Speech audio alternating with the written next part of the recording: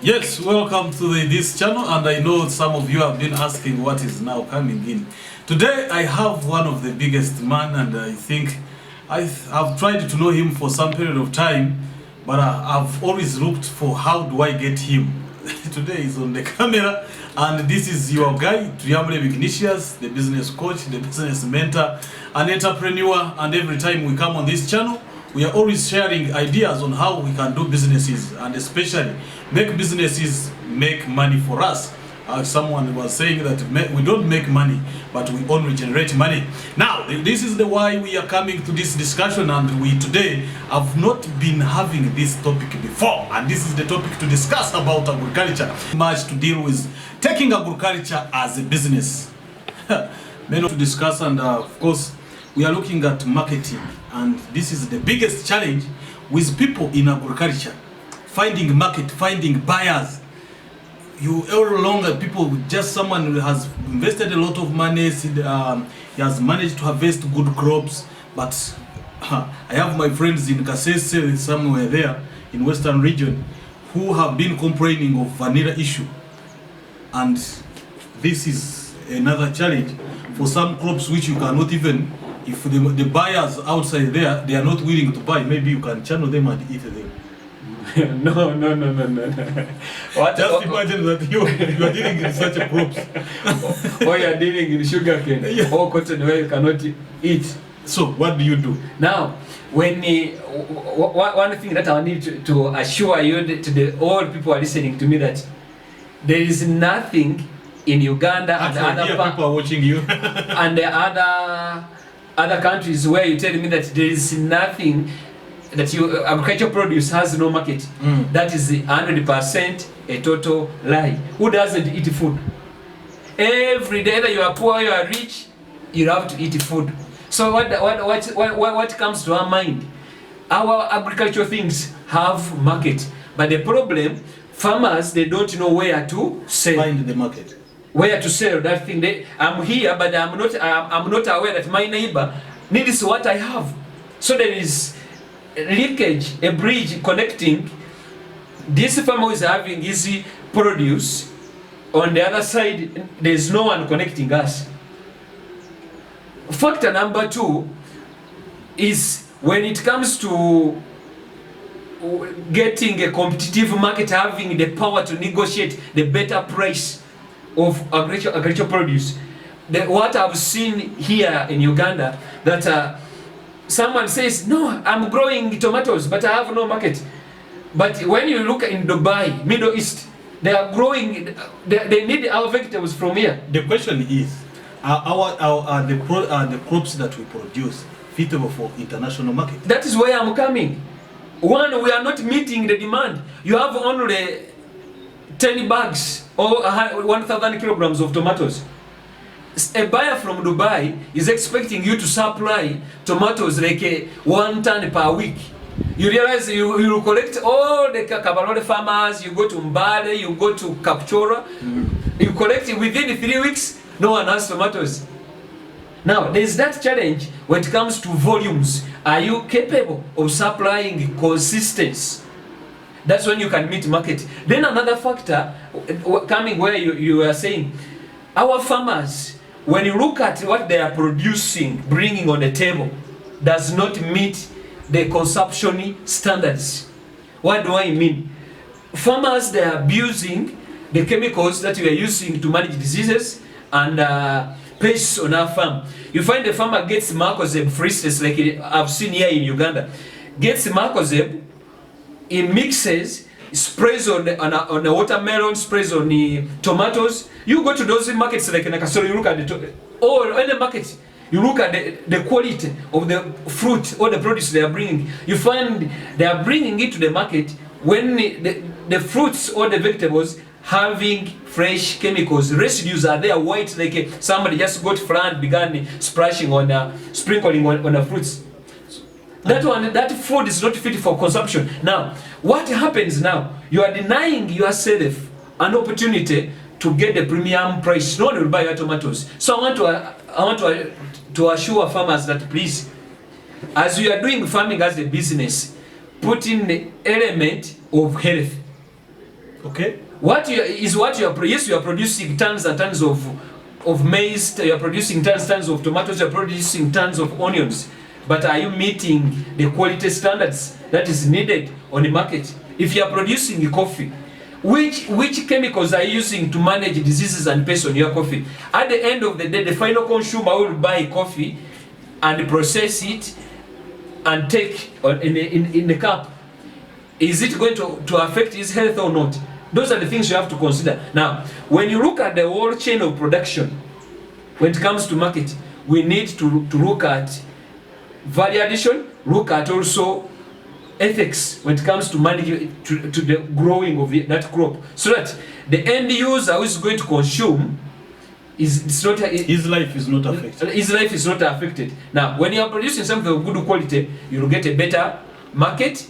The demand will be high. Secondly, the price, you will sell at a premium price because of the quality of your produce. So, are you saying that the biggest challenge with farmers have also not mastered on how to improve their quality? Yes. Of these crops. In fact, there are like mainly there are major three things why they are not finding market of their produce. One, being consistent in production.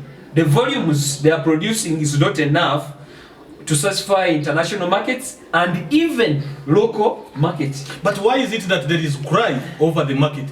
And when you talk about that they do not have capacity to supply the volumes. Now again, the question is that is most of the we've been looking around, and some of the agricultural products like crops, their prices are very low compared to how much one inputs there to have that crop come out. And when you say the volumes, then someone somewhere, I think we need to understand it. Where is the problem? Now, let me amaze you. What determines the price of a product? Quality, value. That's one. That is one. If what you are producing is of good quality, definitely the price will be high. Secondly, when these big companies that buy agricultural produce, they look so much in consistency. Remember, what you are producing is consumed on daily basis. Okay. Every person in every meal, people are putting an onion, they are putting tomato. Mm-hmm. Now, if I want to do business with you, and you tell me you're a farmer, you are growing apples, you're a farmer, you are growing tomatoes, you're a farmer, you are growing coffee, and me as a buyer, I want also to satisfy my clients. Your clients. I don't want a client to come to my shelf, so you tell me, I'm sorry, today I was not in the position to have tomatoes. No. So I now get... So they are volumes and consistency, that's why it comes. Now, when I realize that you are not reliable in terms of supply, I will leave you, I will not come to you, I'll go for someone who is reliable, who is positioned to produce the quantity I want and be consistent. So for you, is just growing you are just entering in the farming because you have seen someone who is getting money in farming. You have no vision why you are doing that thing, you have no goal. You lose market. So what I advise farmers is, before you engage in farming, one, have a clear vision, have a clear goal. Be consistent. Don't jump. Today you are rearing goats. The following day you are in rabbits. The other season you are in tomatoes. The other season you are in cabbage. Your customers are getting to know that Ignatius is a tomato farmer in Kabarole. I get your contact. Second season you are in cabbage. So the next time when I'm looking for tomatoes, I find you in cabbage. In cabbage. So what happens? When you have cabbage, I'm not into. I know you as a tomato farmer, so you realize you are struggling with your cabbage. Is it an issue with specialization? Specialization is very important in agriculture. In agriculture, look at the Israelites. Look at the Dutch. What they are doing. When you go to Holland, you find a farm is specializing in producing apple, and every season you are growing apple, improving the quality season per season, studying the product, studying the crop. Studying what the market demand is, all those things. So at the end of the day, you are creating your brand, you are getting known for a particular crop, and also you are getting more knowledge in what you are doing than someone who's growing today cabbage, second season in tomatoes, the other season is in goats, the other one. So at the end of the day, you are confused. If I ask you then, oh Ignatius, what defines you? In agriculture, what are you? You have nothing. You are known for cabbage, you are known for the other one, but any of them, you have scattered your effort, you have scattered your resources. At the end of the day, you are not getting any results out of it. If you miss Dennis's point, go back and read my book. I talked about the grasshopper's approach in business. The grasshopper's approach in business, which talks about concentration from one level, where you concentrate more and do more and do more of where you are, other than jumping. Actually, this is one of the reasons why people keep losing businesses, because tomorrow you are in this business, the other day you are in this business, so you are always jumping, like you are chasing grasshoppers, like the way they fly, like how the grasshoppers keep, the way the more they fly, the speed they increase, it is the speed you increase to make money. And that is something a bit hard and challenging. That's why Dennis is talking about concentrating on something and taking all whatever it takes to make sure, one, you understand it, two, you improve it, three, you master it. By doing such, it is clear that growth, success, and doing it better, it is paramount and it is of great value. Doing something which you center and concentrate.